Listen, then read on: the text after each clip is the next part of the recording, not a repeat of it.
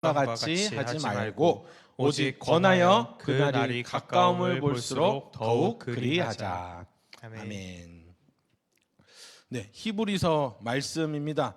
구약 선지서도 넘어가고 복음서도 넘어가고 로마서도 넘어가고 히브리서에 왔어요. 보면은 우리 성경책 지금 있죠. 어지간한 우리가 사는 어느 금액 일정 이상 금액의 성경책에는 다 저자가 써 있을 겁니다. 언제 써졌는지 뭐 언제경 AD 뭐 몇 년경 이렇게 써 있을 거예요. 근데 히브리서만 없어요. 저자가 없습니다. 알 수 없음 혹은 바울이라고 추정이라고 써 있는 성경책들이 있을 겁니다. 그래서 그와 같이 성경에 그와 같이 기록되어서 우리도 히브리서의 저자를 단정할 수는 없으나 하나님께서는 이 히브리서를 신약 성경 안에 두셨고 이 말씀을 예수 그리스도를 증거하기 위하여 이 정경 가운데에 넣어 두셨다는 사실을 기억하세요. 왜 그러냐면은 히브리서를 보면 볼수록 이거 구약 성경에 나올 법한 이야기가 되게 많네라는 걸 볼 수가 있을 겁니다. 제사, 제사장, 언약, 피 흘림 이런 이야기들이 나오면서 혹자는 이렇게 얘기하더라고요. 신약 안에 있는 구약 성경이다. 히브리서는 예수 그리스도라는 분이 계시온데 그분은 이러이러한 구약의 것들을 이루신 분, 성취의 주님이라고 이야기하고 있는 것이죠. 근데 구약 이야기를 많이 담았다고 해서 구약의 제사만 엄청나다, 그게 최고다라고 이야기하는 것이 아니라 히브리서에서 말하는 구약의 내용들이 끝내는 예수님을 가리키는 거구나. 그 끝에는 성취이신 예수님이 있구나. 오신 예수님이 여기 계시구나라고 알려주는 책이 히브리서예요. 구약의 제사, 성소, 대제사장이 가리키던 실체가 그것이 무엇인지 알려주는 책이라는 겁니다. 본문을 보면서 함께 보도록 할게요. 본문 19절 짠. 그러므로 형제들아 우리가 예수의 피를 힘입어 성소에 들어갈 담력을 얻었나니. 자, 제자예요. 오늘 설교 제목 은혜 안에 살아가는 사람 제자. 제자의 삶은 예수님의 피로 나의 죄가 용서를 얻고 하나님께 나아갈 길이 열렸다. 근데 그건 내 실력도 내가 지원해서 합격해서 한 게 아니라 하나님이 우리에게 허락하신 십자가 은혜로 시작한다고 이야기를 합니다. 예수의 피를 힘입어서 우리가 죄로 인해서 나아갈 수 없었던 하나님께 가는 길이 예수님의 십자가 은혜로 다 해결이 되었다는 거예요. 하나님을 두려워하여서 숨어야 할 죄인이 이제는 하나님께 나아갈 길이 열렸다고 이야기하고 있는 겁니다. 본문의 시작이 뭐였어요? 그러므로 영어 독해할 때 이런 거 많이 나오죠. 그러면 앞에 무슨 내용들이 많이 있다는 거잖아. 히브리서 10장에 뭘 얘기하냐면요, 구약의 반복되는 제사들이 죄를 완전히 없앨 수는 없습니다라고 하는 부분이 있어요. 왜냐하면은 그때의 예배, 구약의 제사는 오실 그리스도를 가리키는 그림자로서의 예배였거든요. 완전하지 않았나요? 아니요. 그 얘기가 아니라 완전하지 못했기 때문에 완전하게 이 죄를 다 용서하실 예수 그리스도를 가리키는 방편이었다라는 겁니다. 어렵죠?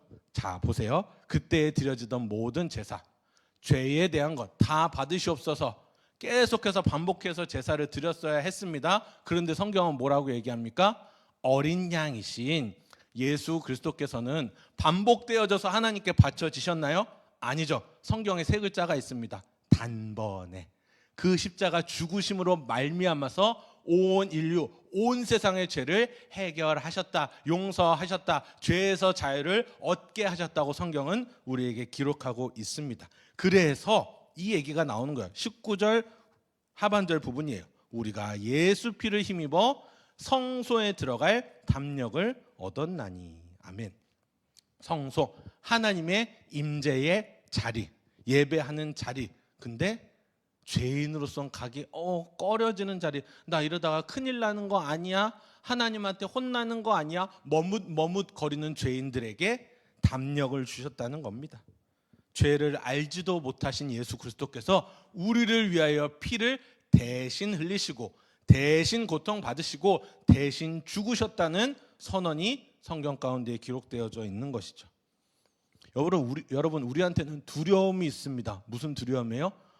하나님 경외하라고 하는데 그 경외함은 그저 두려움으로서의 경외야. 우리 하나님 앞에 가면 혼나기만 하는 거 아니에요? 나 아직 죄 있는데 하는 두려움이 있어요. 근데 성경을 보아하니 그 두려움으로 우리는 쫓겨나는 자다라고 이야기한 자가 아니라 성소에 들어갈 담력을 얻은 자, 더하여서 제자가 된 자, 자녀가 된 자, 그리스도의 피로써 다시 살아난 자라고 성경은 우리에게 기록하고 있는 것입니다. 십자가에서 죄는 심판받았고 그리스도 안에서 죄인인 우리는 살 길이 열렸어요. 하나님께 나아갈 길을 얻었다는 것. 유익, 은혜, 믿음, 생명이라고 이야기할 수가 있는 겁니다. 십자가 죄인을 살리는 하나님의 놀라우신 능력이라는 것을 여러분 기억하십시오. 그 길이 열렸습니다. 20절을 보십시오. 길에 대해서 얘기하네요. 그 길은 우리를 위하여 휘장 가운데로 열어놓으신 새로운 살 길이요 휘장은 곧 그의 육체니라. 아멘. 성전의 휘장, 옛날 구약의 그 성막에는요 이 휘장이 있었어요. 여러분 성경 통독 좀 하신 분들 보면은 예수님이 십자가에 달리실 때 뭐가 찢어졌다고 나와요. 성막에 있는 뭐가 찢어졌다? 여기 휘장을 이야기합니다. 휘장을 지나서 언약궤가 있는 곳에 들어가는 것은 단 한 사람밖에 할 수 없었어요. 대제사장. 그 사람이 대속제일에 들어가서 그 사람이 여호와 하나님을 대면합니다. 근데 여러분 내가 원고에는 안 적었지만 생각나서요. 그 대제사장이 그 지성소에 들어갈 때 줄을 하나 연결해놔요. 뭘까요? 이 사람이 죽을 수도 있는 거야. 왜요? 자기의 죄의 문제를 완전히 해결하지 못하고 백성들의 죄의 문제를 가지고서 거기 들어가면은 어머 왜 소리가 안 나지? 하면서 그 줄을 끌어냅니다. 대제사장으로 어마어마한 사람일까요? 아니요. 똑같은 죄인의 모습이었고 하나님 앞에서 그 정결 예식 이후에 하나님을 만날 수 있는 그 포지션에 있었던 거지 그 사람이 대단하단 게 아닙니다. 자, 다시 돌아와서 휘장을 지나야지만 주님을 만날 수 있었어요. 그때는요. 근데 휘장 가운데서 열어놓으신 새로운 살 길이 열렸다고 합니다. 예수님이 십자가에서 돌아가실 때에 성막에 있는 그 휘장이 예수님이 그 운명하시는 순간에 왁 찢어졌다고 나와 있어요. 그게 뭡니까? 하나님과 인간과의 끊어졌던 관계가, 막혀있던 관계가 예수님의 죽음으로 말미암아서 왁 찢어지면서 새로운 살 길이 열렸다고 이야기하고 있는 것이죠. 새로운 살 길이요. 휘장은 그 성막 안에 있었던 성소와 지성소를 갈라놓았던 얼마나지? 이거 내가 확실하게 얘기해서 알아올게요. 우리가 알고 있었던 커튼 정도의 천이 아니에요. 우리 벽보다도 더 두꺼운 그 천으로서 아무도 찢지 못해, 칼로 해도 찢어지지 않는 어마어마한 그 조직을 가지고 있던 회장이 그의 육체처럼 찢어져 버렸다. 성경은 기록하고 있는 것입니다. 여러분, 하나님과 인간은 철저히 분리되어져 있었어요. 뭐 때문에? 다시 창세기로 돌아가서 우리의 불순종의 문제 때문에. 내가 주인이 되려는 죄의 본성 때문에 인간과 하나님과의 관계가 완전히 분리될 수밖에 없었습니다. 하지만 구약의 제사의 모양을 통하여서 다시는 아니고 구약의 제사의 모습을 통하여서 하나님을 예배할 수 있는 길이 열려 있었고, 하지만 완전하지 않았다고 했어요. 아까 말씀드렸듯 반복되는 제사가 있었습니다. 그리고 그 제사들이 예표하는, 그 제사들이 이야기하는 성소가, 대제사장이 알려주는 그 예배의 대상, 완성이며 성취이신 예수님을 우리는 이 신약의 시대에, 성령의 시대에 예수님이 십자가를 지시고 우리의 죄를 용서해 주신 이 다음에 우리는 영원한 하나님을 아무런 어떤 정결 예식도 없이 예배할 수 있는 성령의 시대를 살아가고 있는 겁니다. 새로운 살 길이 열린 거예요. 제사. 여러분 올 때 오늘 양, 소, 토끼 이런 거 다 잡아왔어요. 우리의 죄를 다 용서받아야 되는데 우리에겐 제물도 필요가 없고요. 손 닦고 발 닦고 하는 그런 부분도 없고요. 중심을 보시는 하나님께 성령님을 의지하여서 그분을 이 자리 가운데 모시며 내 마음속에 모시며 예배하는 그 살 길이 우리에게 열린 겁니다. 더 성경적으로 이야기하자면 죄 아래 죽어있던 자가 하나님께 나아가 생명을 얻는 길, 오직 예수 그리스도. 우리에게 그 길이 열린 겁니다. 더 읽어볼까요? 21절. 다 예배의 대상이시며 예배의 모습으로 보여주시는 그리스도의 모습을 다 보여주고 있는 거예요. 21절. 하나님의 집 다스리는 큰 제사장이 계심에. 히브리서는요, 다 단어들이 구약에 있는 것들이 많다고 했잖아요. 제사장, 제사장 지금 없는데? 목사님인가? 목사님 제사장이에요. 이렇게 얘기할 수도 있지만, 자, 우리 옛날에 제자훈련, 각자의 옛 교회에서 받았던 제자훈련들 생각해 보세요. 이거 들어봤어요? 그리스도의 삼중직, 예수님이 가지고 계시는 세 가지의 중요한 직분 들어봤어요? 뭐냐면은, 자, 선지자, 왕, 제사장의 직분을 가지고 계신다. 선지자, 제사장, 왕이다. 선지자, 제사장, 왕. 자, 선지자는 무엇일까요? 구약에서 보듯이 선지자들이 와서 회개하라, 천국이 가까웠다 하면서 선지자들이 막 회개를 촉구합니다. 하나님께로 돌아가라 하는 부분이 있어요. 선지자의 역할은 뭐냐면요, 하나님의 편에서 죄악된 백성들에게 하나님의 편에서 메시지를 전달하는 전달자입니다. 그대로 듣기 좋은 소리 안 해요. 걸러서 이야기하지 않아요. 하나님의 편에서 백성들에게 메시지를 전달하는 자가 있고요.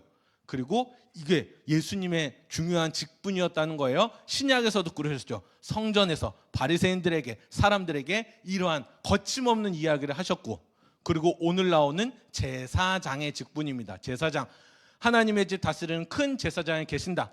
선지자의 측면에서 반대로 생각하세요. 선지자는 하나님 편에서 백성에게 말씀했죠. 그럼 제사장은 뭐예요? 백성의 편에 서서 하나님을 대면하는 자입니다. 뭘까요? 주님, 우리의 죄를 용서하여 주시고 우리의 예배를 받아주시고 우리를 긍휼히 여겨 주시옵소서. 누구 편에서 하나님을 바라본다고요? 백성의 편에서. 예수님 다 하시네요? 네, 맞아요. 참 하나님으로, 참 사람으로 이 땅 가운데 오셔서 죄의 문제를 해결하실 유일한 분의 중요한 직분이 위와 같았다는 거예요. 선지자, 그리고 제사장, 그리고 또 뭐였어요? 한 글자? 왕. 왕은 우리가 설명할 게 있나요? 왕 중에 왕으로 오시는 주님, 이 땅의 주인 되시는 주님, 온 우주의 주인 되시는 왕 중에 왕, 예수 그리스도의 그 통치, 왕의 직분이 있다는 겁니다. 그 중에서 우리는 제사장이신 예수님, 우리를 위하여서 하나님 편에 하나님을 바라보며 우리 편에 서서 하나님의 궁유를 구하시는 주님의 직분이 있다는 거죠. 우리의 제물이시며 하나님의 어린 양으로서 제물이 되어 주시며 또 자기 피로 우리를 하나님께 이끌어 주시는 제사장으로서 예수님의 직분, 그 사명이 있다라는 겁니다. 구약 얘기 많이 나온다고 그랬죠. 구약의 제사를 지내려면 뭐가 있어야 돼요? 우리 피파나 이런 거 하시는 친구들 뭐가 있어야 돼요? 제물이 있어야 돼요. 제물이 뭐냐면 통합시켜가지고 짠 뭐가 나오는 거, 10가지를 모아가지고 하나 좋은 거가 나오게 하는 제물이라고 얘기하거든요. 제물이 있어야 제사를 드렸어요. 왜? 어린 양이 드려지고 제사장은 그 제물을 죽인 피를 가지고 하나님 앞에 나아갔거든요. 근데 예수 그리스도 안에서 드리는 이 예배 가운데에는 그게 필요가 없어요. 제물이 필요가 없어요. 왜 그래요? 예수 그리스도께서 그 제물이 되어 주셨고 그 주님의 피로 우리를 하나님께 데려가시기 때문입니다. 그렇기 때문에 우리는 혼자서 하나님께 나아가는 게 아니에요. 하나님의 집을 다스리시는 큰 제사장이 있음을 알고 또 우리의 연약함을 아시고 우리의 죄를 담당하시고 우리를 하나님 앞에 세우시는 예수 그리스도로 말미암아서 우리가 자녀가 되었구나, 우리가 주님 앞에 정말 그 어린 양으로 나아갈 수가 있구나 고백할 수 있는 겁니다. 계속 봅시다. 22절. 우리가 마음의 뿌림을 받아 악한 양심으로부터 벗어나고 몸은 맑은 물로 씻음을 받았으니 어떡하지요? 참 마음과 온전한 믿음으로 하나님께 나아가자라고 이야기를 합니다. 야, 힘내. 할 수 있어. 아유, 해봐. 이 얘기가 아니라요. 우리를 위하여서 담력을 주시고 새로운 길을 열어주신, 피를 흘리신 예수 그리스도가 우리의 왕이 되어 주시니, 제사장이 되어 주시니, 선지자가 되어 주셔서 우리를 이끌어 주시는 구원자로 역사하시니, 우리는 참 마음과 온전한 마음으로 믿음으로 하나님께 나아가자라고 이야기하는 겁니다. 우리의 깨끗함, 인격, 성격, 말투, 애교, 능력, 이런 걸로 하나님께 나아가자고 이야기하는 게 아니라 예수님의 피를 힘입어서, 네가 잘났건 못났건 똑똑하건 무식하건 그게 중요한 게 아니라 그리스도의 피를 힘입은 자로서, 예수님의 그 피값으로 지음받은 자로서 하나님께 나아가라고 성경은 우리에게 이야기하고 있습니다. 그러한 자들을 성경에서 뭐라고 하냐면 제자라고 합니다.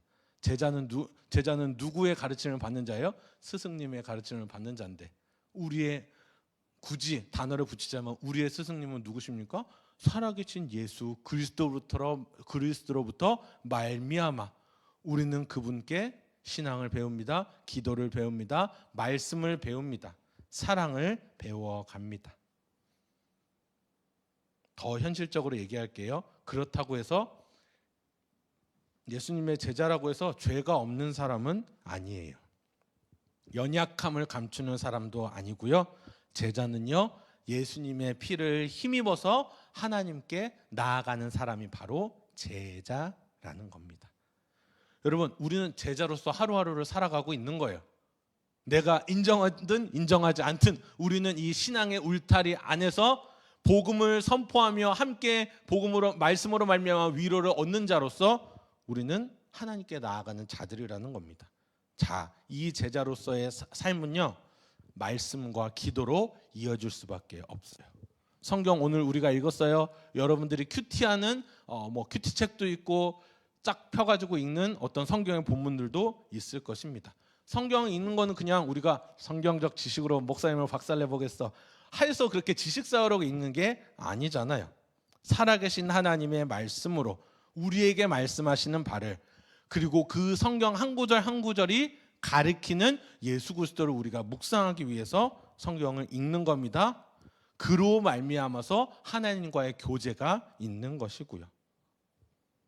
예수의 피로 길이 열렸다. 그리고 그러니 하나님께 나아갈 담력을 너희가 얻었다. 우리에게 말씀하시는 성경의 메시지에 우리는 귀 기울여야 합니다. 제자의 삶은 말씀의 삶입니다. 또 말씀과 뭐예요? 기도. 우리의 공동체를 이루어가는 큰 두 가지 기둥이라고 제가 겨울에도 말씀드렸어요. 말씀과 기도. 내가 원하는 대로 이렇게 기도할게요. 아니었죠.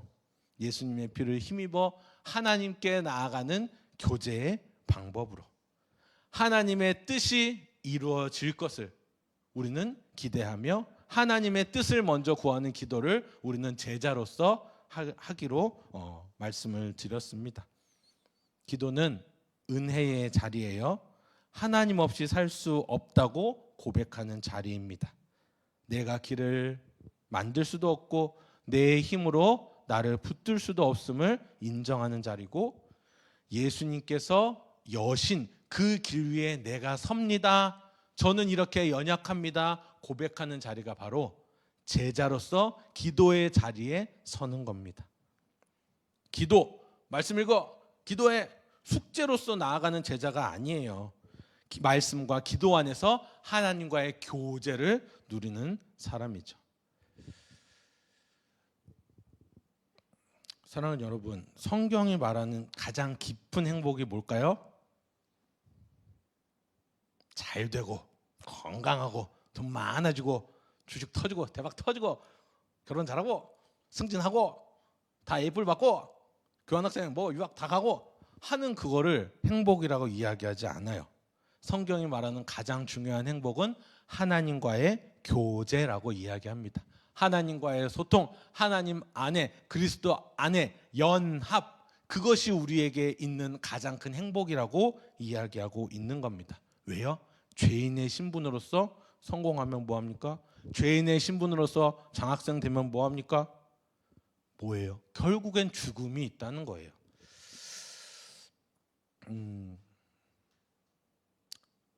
하나드림 교회에 오고서 뜻하지 않게 장례를 살아오면서보다 되게 많이 겪은 것 같습니다. 근데 제가 그 장례 자리에 가서 항상 느끼는 것은 죽음 앞에서 사람은 정말 아무것도 할 수 없구나, 정말 연약하구나를 많이 느꼈습니다.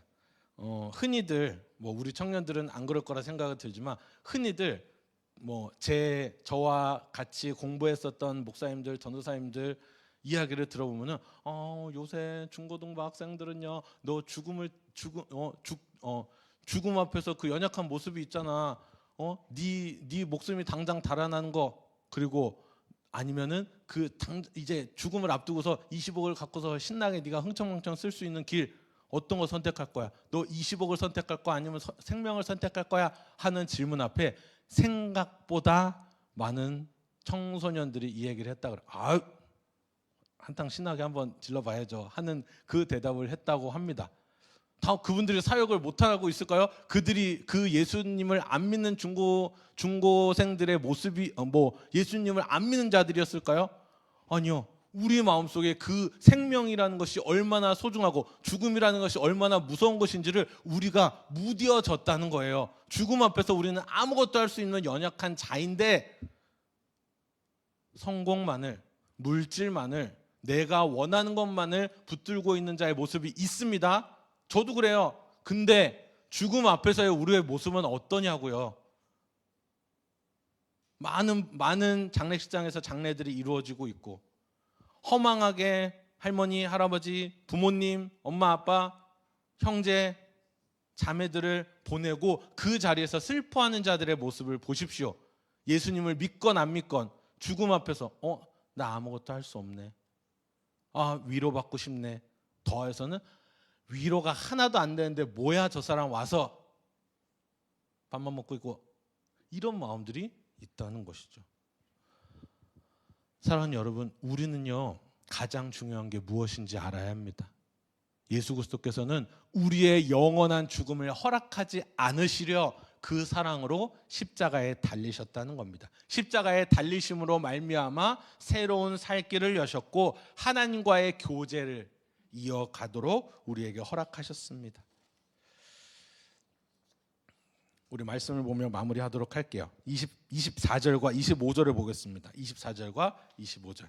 자, 그렇게 죽음이 아니라 생명을 택한 자, 세상의 것이 아니라 예수 그리스도를 택한 제자로서 너희는 무엇을 해야 할 것이냐? 24절과 25절을 함께 읽도록 하겠습니다. 시작. 서로 돌아보아 사랑과 선행을 격려하며 모이기를 패하는 어떤 사람들의 습관과 같이 하지 말고 오직 권하여 그날이 가까움을 볼수록 더욱 그리하자. 아멘.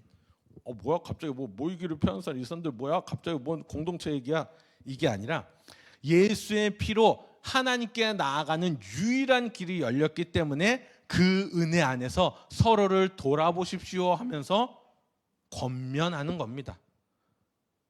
몸된 교회로 부르신다는 거예요. 공동체로 부르셔서 그리스도 안에서 주님의 부르심을 받은 자들, 제자로 부름받은 자들, 그리스도 안에서 한 몸이 되라고 이야기하는 거예요. 서로 돌아보고 사랑과 선행을 격려하며 서로 권하며 모이기를 패하지 말며, 모이기를 패하지 말며 빠지지 마세요.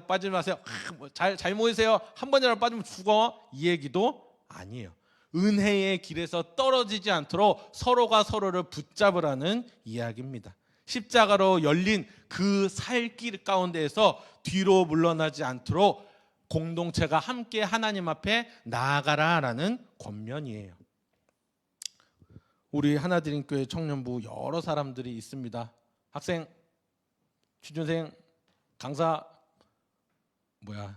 주임님, 다 사장님, 다 있어요. 우리한테 많은 모습들이 있어요. 우리의 직업도 있고 나이도 있고 성별도 있고 다 있는데 완벽한 사람들이 모이는 게 교회가 아닙니다. 제가 말씀드렸죠. 예수님의 피, 예수님의 능력이 필요한 사람들이 함께 주님께 나아가는 것이 교회 공동체예요. 서로를 붙들어라. 그 이유가 뭘까요? 서로가 강해서 그런 게 아니에요. 모두 다 은혜가 필요한 사람들이 이 자리에 모여서 말씀을 보고 찬양하고 기도로 하나님께 구하고 은혜가 필요한 자들의 모임이 우리 공동체라는 겁니다. 하나들인 교회예요. 하나들인 교회 청년부가 은혜가 필요한 자들이 모여서 예수님의 이름을 부르며 나아갑니다. 초대교회 성도들도 위와 같이 살았던 것이 사도행전 2장에 나와 있습니다. 사도행전 2장 42절의 말씀을 우리 함께 읽도록 할게요. 시작. 그들이 사도들의 가르침을 받아 서로 교제하고 떡을 떼며 오로지 기도하기에 힘쓰니라.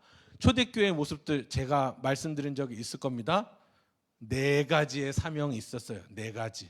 말씀을 배우고 예배를 드리고 다른 사람을 돕고 예수님을 드러내는 삶. 그 가운데에서 핵심은 그들이 교회 안에서 가르침을 받아. 사도들의 가르침이 뭡니까? 예수 그리스도의 가르침, 성경에 나타난 오직 예수 그리스도만이 살 길이다라는 사도들의 가르침을 받아서 교회 안에서 교제하고 떡을 떼면 오로지 기도하기에, 하나님께 구하기에 힘썼다라고 이야기하고 있습니다. 구원을 얻기 위해서 그들이 그랬을까요? 아니요. 은혜를 받은 자들의 아웃풋, 결과, 흘러나오는 모습들이 위와 같았다는 겁니다. 구원을 받으려고 이렇게 해야지 구원받는다가 아니었어요. 구원을 얻고 은혜 가운데 있던 자들의 삶이 위와 같았다는 겁니다. 교제했어요. 혼자 있지 않았다고요. 떡을 떼며 기도하기에 힘쓴 자들. 여러분, 그래서 제자의 삶은요, 은혜 안에 머무는 생활, 그러한 삶입니다. 십자가 졸업해서 오케이, 구원 받았으니까 땡, 끝.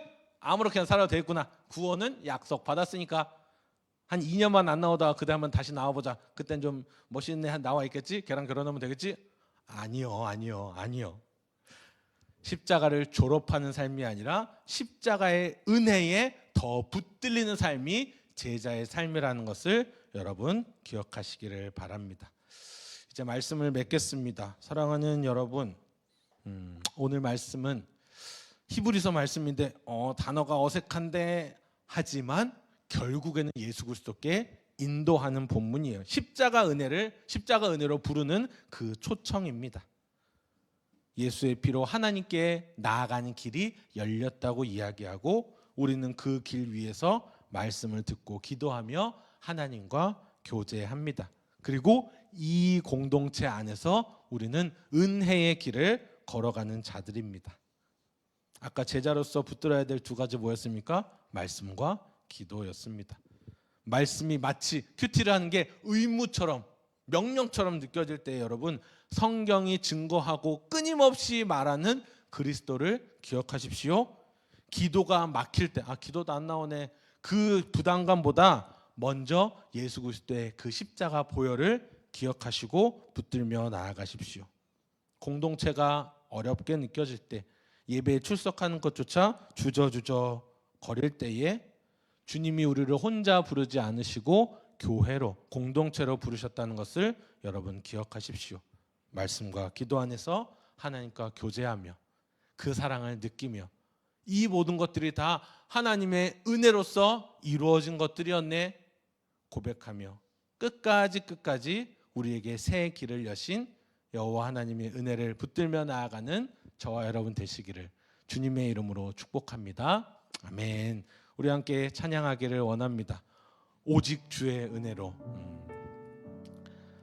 아까 찬양하면서 많이 고민을 했습니다. 설교 찬양